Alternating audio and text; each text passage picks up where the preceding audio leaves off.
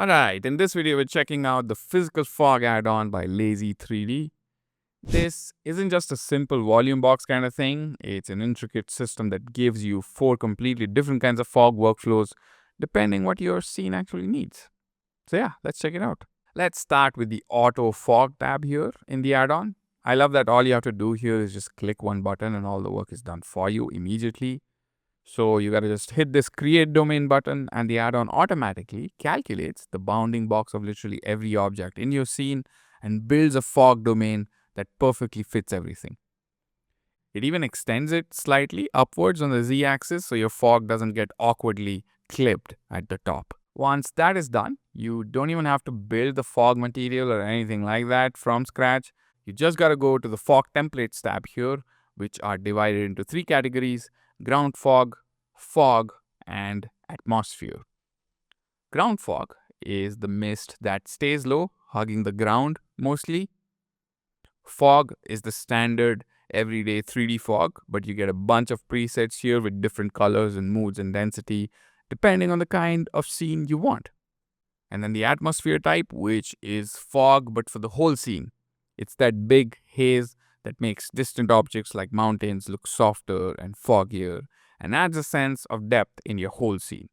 Find a preset you like here from the 3 different categories, click import, and boom, beautiful cinematic fog in your scene in no time.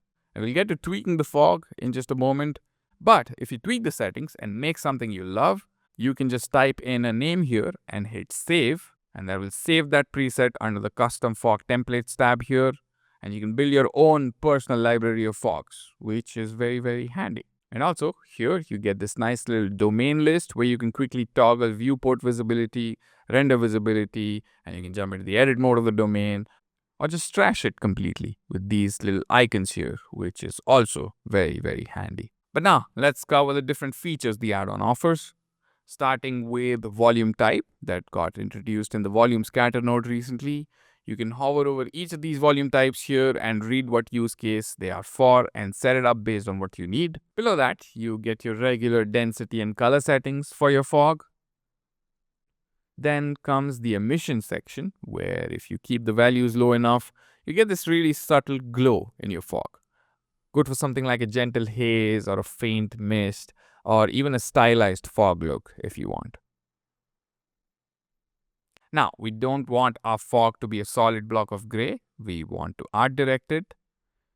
So, under the volumetric layer settings here, you can hit the preview fog mask button. This literally shows you the raw black and white data driving the fog. Black means no fog and white means fog. From here on, it's just about playing with the sliders and getting the exact look you want. Like the distance field here controls how the fog fades over the distance. You can then enable height culling to chop the fog off from the top and make ground mist, and you can give it a blur height as well so it fades out nice and softly.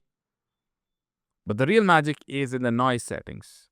This breaks up the entire fog volume with fractal noise so it looks completely organic instead of a perfect straight computer generated fog like you usually get in Blender.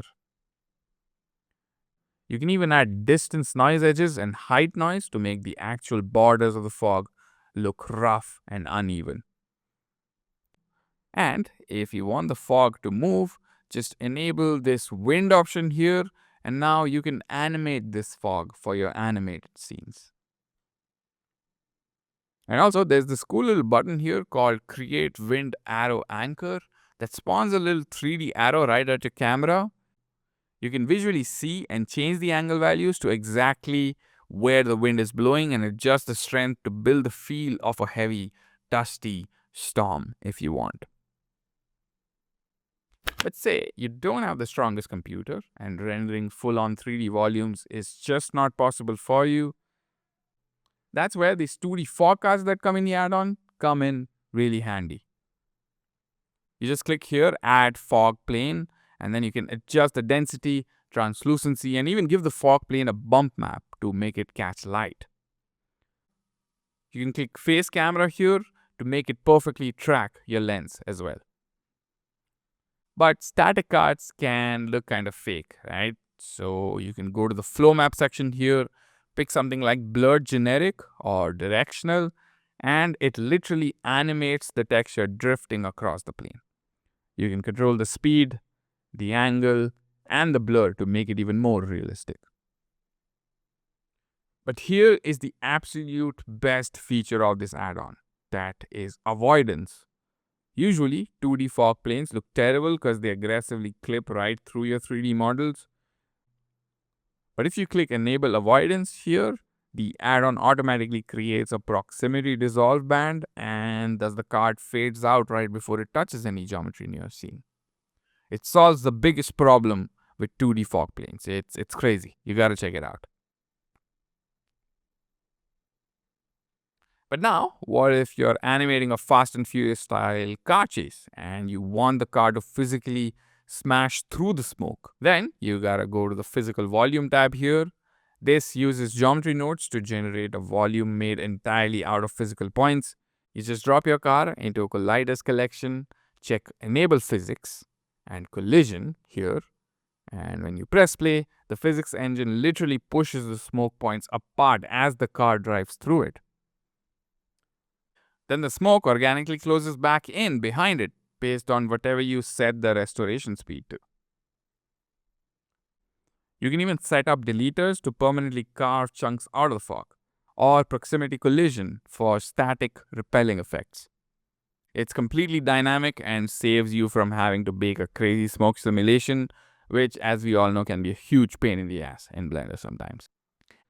And now, if you're a total purist and just want 100% physically correct atmosphere without any artistic noise, there's a fourth tab here called the Photorealistic Volume tab. In the Photoreal domain section, click Create Domain, and a domain spawns in the scene with its own different sets of presets, which are different from the previous domain presets that we were looking at earlier in the video. It bypasses all the fake shaping controls and relies strictly on physically based volume coefficients. It's minimal, but if you have realistic lighting going on in your scene, it looks incredibly natural out of the box. Now you can change your volume quality to fast, medium, or best, which basically changes your max steps here. Also, bumping down your volume bounces to 2 or 3 helps light scatter through dense fog much more realistically. So you can set that up too here in the add-on itself. If we uncheck biased here, it's going to make the render a bit slower because it switches to an unbiased accurate calculation, but it completely fixes those weird lighting artifacts you sometimes get in Blender with volumetrics, because lower steps in volume bounces of fast and medium preset renders fast but introduces noise. So fast and medium has its own use case, while best is for the most accurate and realistic calculations possible in Blender. And remember, the presets are just a starting point. Your scene scale and lighting will completely change how the fog looks. So tweak the density and distance sliders to fit the fog into your own specific shot. Honestly, I love this tool. I love adding fog into my 3D scenes, and if an add-on makes it so simple and dynamic for me to do that, I am gonna absolutely recommend it to everybody. So I'll leave the link to the add-on in the description so you can grab it and start experimenting with it yourself. As always, thanks for watching till the end. Check out my upcoming course from the link in the description as well if you want, and I will see you guys in the next video. Bye-bye.